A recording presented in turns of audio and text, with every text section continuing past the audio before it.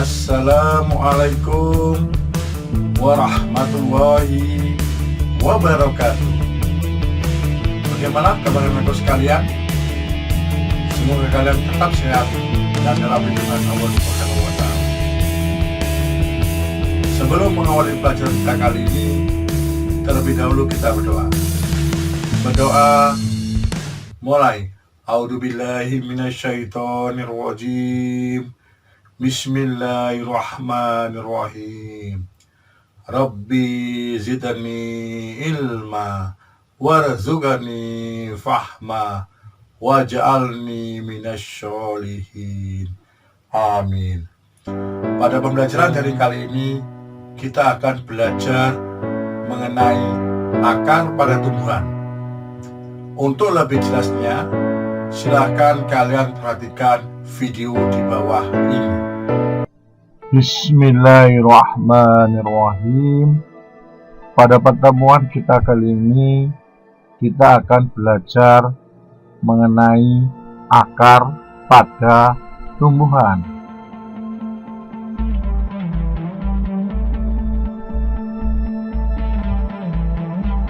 Anak-anakku sekalian, kompetensi inti pada pembelajaran kita kali ini adalah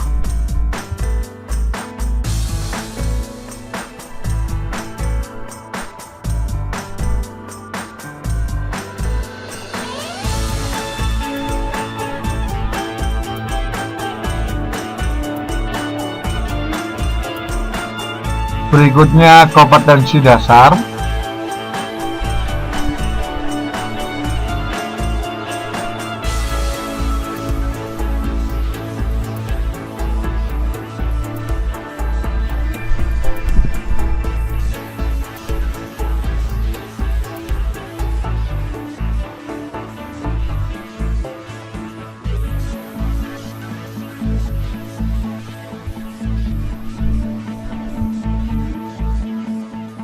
Berikutnya indikator.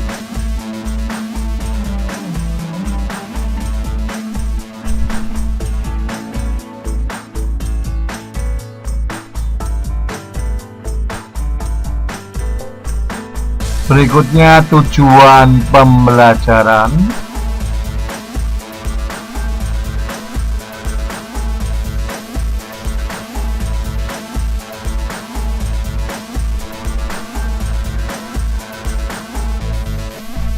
Anak-anakku sekalian, terlebih dahulu kita mereview pada pelajaran kita tahun kemarin pada kelas 7, terutama pada tumbuhan.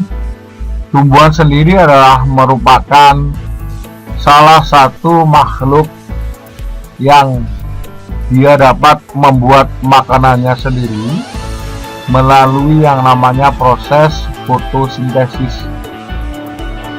Bahan utama daripada proses fotosintesis adalah yang pertama CO2 atau karbon dioksida ditambah dengan H2O atau hidrogen. Dengan bantuan sinar matahari dan melaksanakan proses fotosintesis di daun akan menghasilkan yang namanya C6H12O6 atau glukosa, dan hasil sampingan daripada proses fotosintesis adalah O2 atau oksigen. Adapun organ-organ pada tumbuhan mulai dari akar, batang, daun, bunga, dan terakhir adalah buah. Pada pertemuan kita kali ini, pada kelas 8, kita akan belajar mengenai akar pada tumbuhan. Silahkan kalian perhatikan gambar di bawah ini.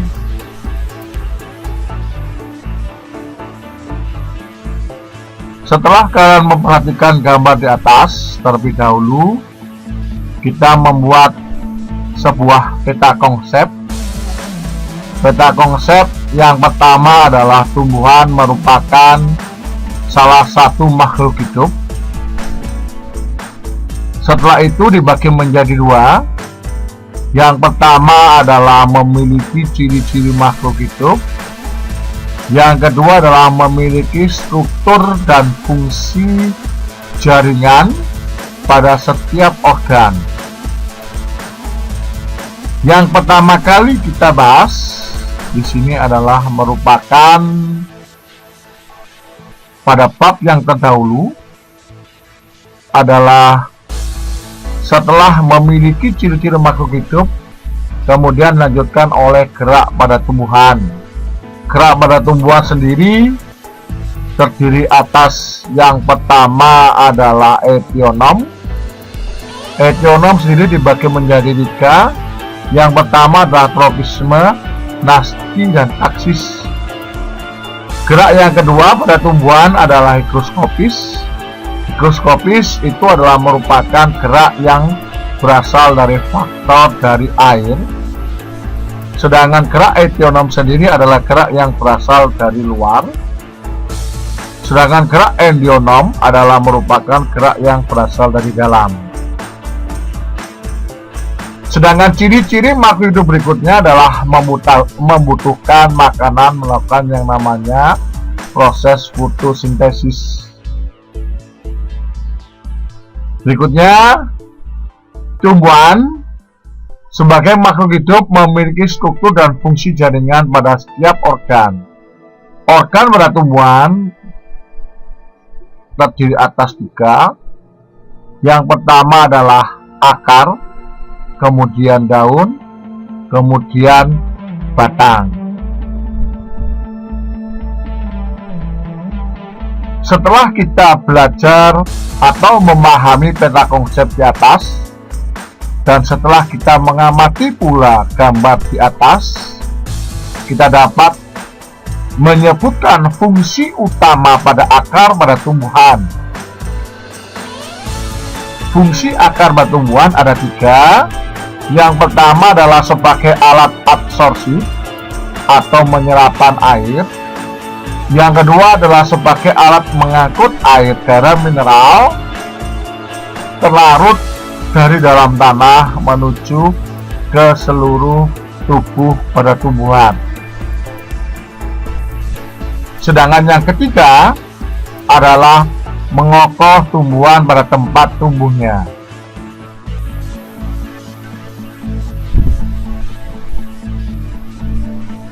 Berikutnya, struktur akar pada tumbuhan saya bagi menjadi dua. Yang pertama adalah struktur luar atau morfologi pada akar. Yang kedua adalah struktur dalam atau anatomi pada akar. Struktur luar atau morfologi pada akar tersusun atas yang paling bawah adalah rambut akar. Yang kedua adalah tudung akar. Yang ketiga adalah ujung akar. Yang keempat adalah batang akar. Sedangkan struktur dalam atau anatomi pada akar mulai dari epidermis, yang kedua adalah korteks, kemudian yang ketiga adalah endodermis, dan yang terakhir adalah stele atau silinder pusat. Anak-anakku sekalian, silakan kalian perhatikan gambar morfologi atau struktur luar pada akar. Pada gambar di samping, yang paling bawah adalah merupakan tudung akar, kemudian dilanjutkan oleh ujung akar. Fungsi daripada tudung akar adalah untuk memudahkan akar tersebut masuk ke dalam tanah. Sedangkan ujung akar sendiri berfungsi untuk mengangkut atau membuat garam-garam tadi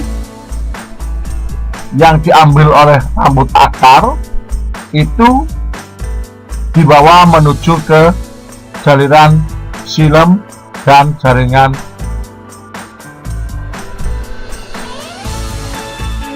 floem.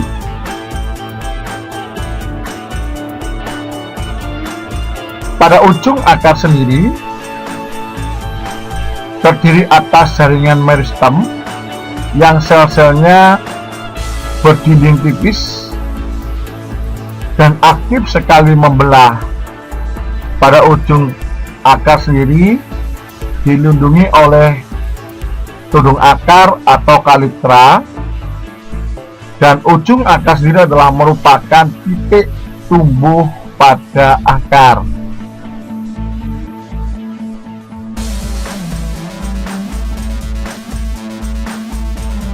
Berikutnya kita akan membahas mengenai tudung akar.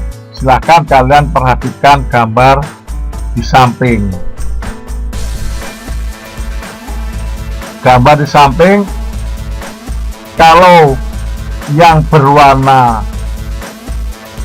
orange kemudian kuning itu adalah merupakan tudung akar secara morfologi bentuk luar.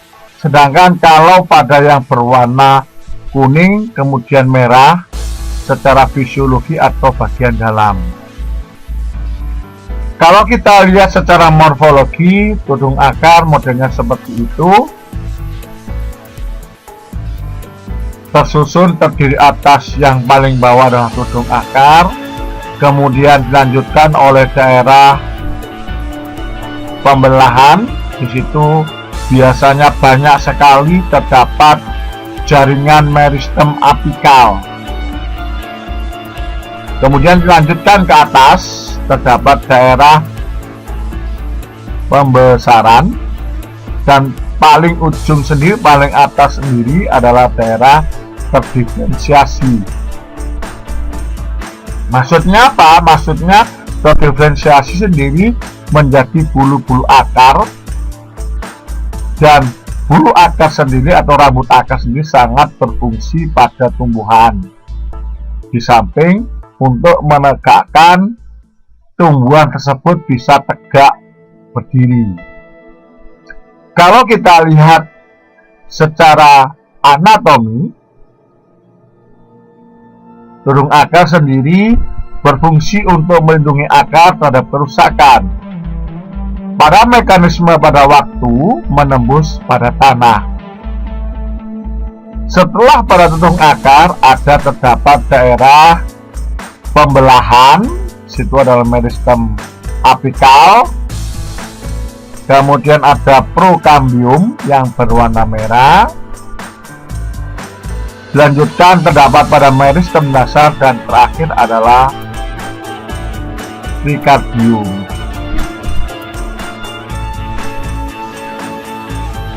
Anak-anakku sekalian, berikutnya kita akan belajar pada rambut akar. Rambut akar terdapat pada akar, ya. Kemudian rambut akar sendiri berfungsi untuk daerah memperluas daerah penyerapan air dan mineral. Di samping itu, rambut akar hanya tumbuh dekat ujung akar dan umumnya biasanya relatif pendek. Dan bila akar tumbuh memanjang ke dalam tanah, maka pada ujung akar yang lebih muda akan terbentuk rambut-rambut akar yang baru. Sedangkan rambut akar yang lebih tua itu biasanya akan hancur dengan sendirinya. Setelah kita mempelajari tadi tudung akar, berikutnya kita akan mempelajari struktur dalam anatomi pada akar. Silakan kalian perhatikan gambar di bawah ini. Pada gambar tersebut, yang paling ujung paling luar, di situ terdapat daerah root hair. Root hair itu adalah rambut akar, dilanjutkan oleh epidermis, kemudian dilanjutkan oleh endodermis.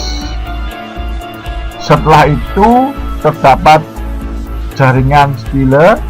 Pada jaringan stile itu terdapat jaringan xilem, jaringan periskel, kemudian jaringan phloem. Perlu diingat ada yang namanya korteks. Epidermis sendiri, epidermis pada akar, biasanya adalah merupakan lapisan terluar pada akar. Epidermis akar terdiri atas sel selapis sel yang tersusun dindingnya sangat rapat. Pada epidermis tipis dan mudah dilalui oleh air, maka sel-sel epidermis akan bermodifikasi membentuk yang namanya rambut akar.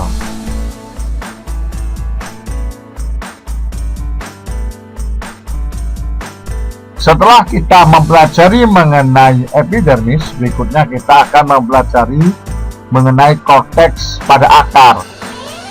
Korteks akar terdiri atas beberapa lapis sel yang berdinding sangat tipis. Di dalam korteks akar terdapat ruang-ruang antar sel, sehingga ruang antar sel berperan sebagai pertukaran gas. Korteks juga berfungsi sebagai tempat untuk menyimpan cadangan makanan.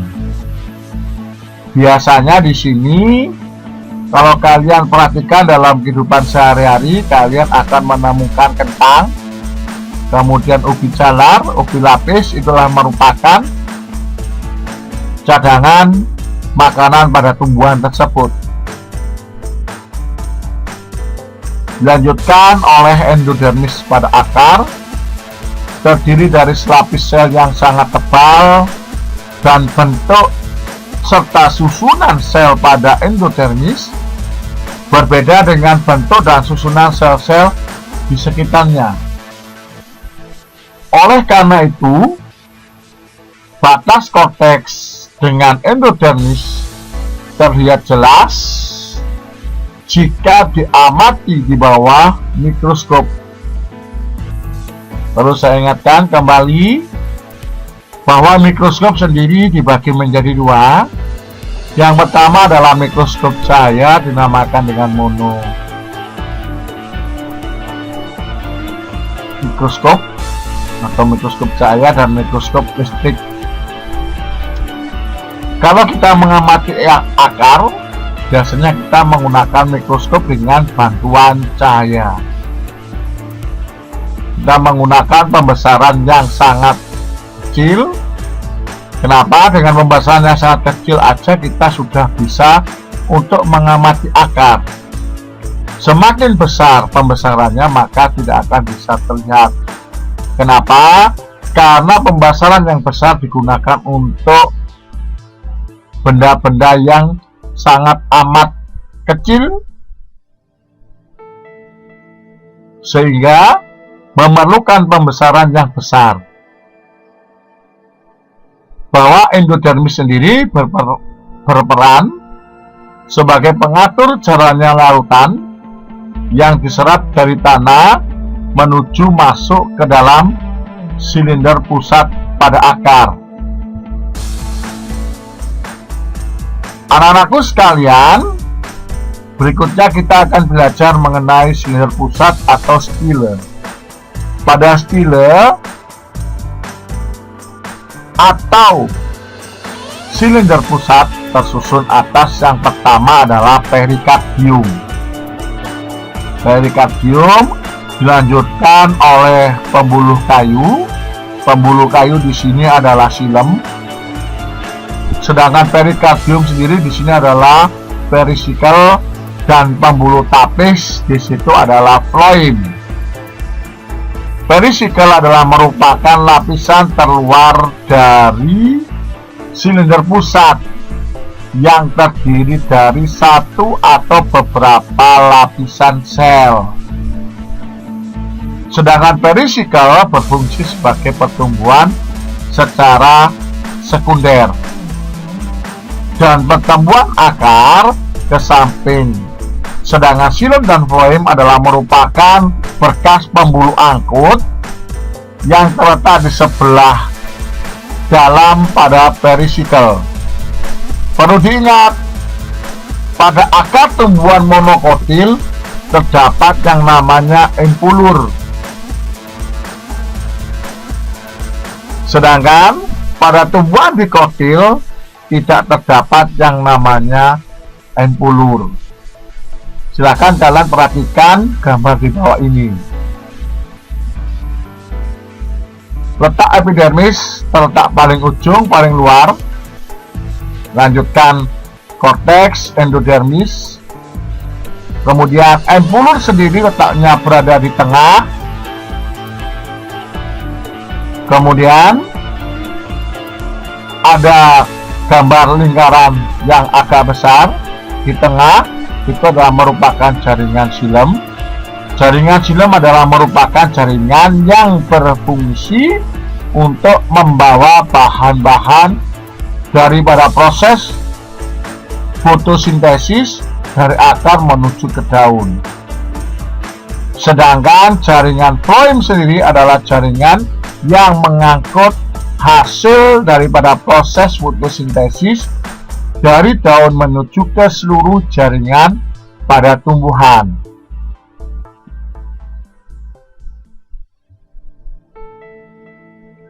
Setelah kalian mempelajari baik itu secara morfologi maupun secara anatomi, kemudian kita akan belajar mengenai perbedaan antara akar dikotil dengan akar monokotil. Silahkan kalian perhatikan gambar di bawah ini. Setelah kalian memperhatikan gambar di bawah, maka kita dapat membuat sebuah kesimpulan bahwa pada tumbuhan monokotil sistem perakarannya biasanya adalah serabut, sedangkan dikotil sendiri sistem perakarannya adalah tunggal atau tunggang. Kemudian pada monokotil kambiumnya tidak ada, sedangkan dikotil terdapat kambium. Kemudian dilanjutkan adalah empulur. Empulur pada monokotil itu ada, sedangkan dikotil tidak ada.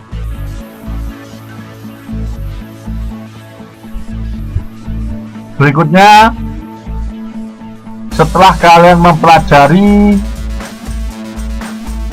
struktur baik itu secara morfologi pada tumbuhan monokotil dan tumbuhan dikotil, terutama pada akar, untuk lebih memahami materi tentang akar pada tumbuhan, saya akan memberikan tugas terstruktur pada kalian. Persiapkan alat tulisnya. Kalau sudah, nomor 1, apakah yang dimaksud dengan akar pada tumbuhan? 2, jelaskan macam-macam akar pada tumbuhan.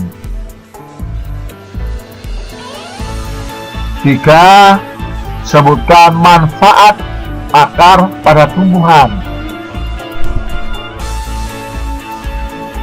4, jelaskan perbedaan antara bulu akar dan tudung akar. 5, Sebutkan contoh dalam kehidupan sehari-hari akar pada tumbuhan. Semoga video pembelajaran kita kali ini dan belajar kita kali ini semoga bermanfaat. Demikianlah video pembelajaran kita kali ini. Semoga bermanfaat dan tetap semangat untuk mencari ilmu. Sebelum kita akhiri pelajaran kita kali ini, terlebih dahulu kita berdoa. Berdoa mulai. A'udzubillahi minasyaitonirrajim. Bismillahirrahmanirrahim. Allahumma inni astaudiuka ma'alamtanihi fardudahu ilayya inda hajati wala tansanihi ya rabbal alamin. Wassalamualaikum warahmatullahi wabarakatuh.